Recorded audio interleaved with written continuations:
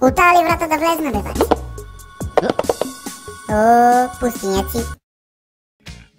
Точно те тука тешешкање, слушате ли ма внимателно? Тия пустиняци от Мездра работат по неква много убава рикија. Пали тия пустиняци от Мездра, бе, баче? Колко градуса? Бе, Колко градуса е тая рикија, ме интересува, некој знае ли? Правил ли са на мотика с нея, направо да се е прекинал? 74 градуса, баче. Ей, нере, сфрли от нашата.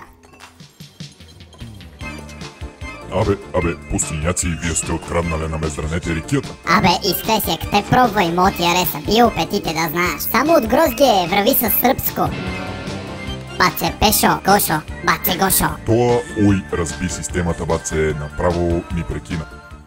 Нека ти е микрофонија, бе, Ѓорѓано. Баце, Гошо, микрофонија ти не е пуштен. Тракај доле некаде, треба да имаш картинки на микрофонија. То да не е ловен от гората, бе. Здрасте. Сега се чуеш, ама са не видиш. То, уй, не мога да се оправи. Сака че прикам с мајки ми и баща ми по скайпа, баце. Оп, жик-так. Баш. Това е. Прибивање. И аз съм бацеви Гошо. Гошо. По?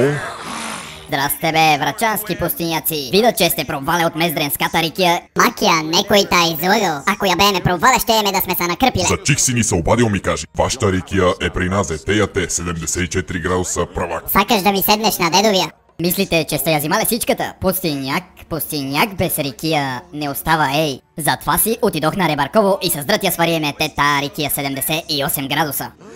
Бах, то, уй, колко много рикија, баце.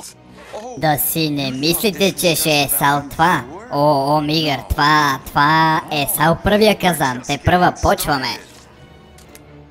Сеги, ми са манете от туя, оти след малко пущаме Миле Китич и вие ми не треате. Чекай, умреяк, оттек да го запра това сега. Какво трябва натисна, бе? Кой ми го показа то скайп ми си не седам мирно и да си питам дедовия?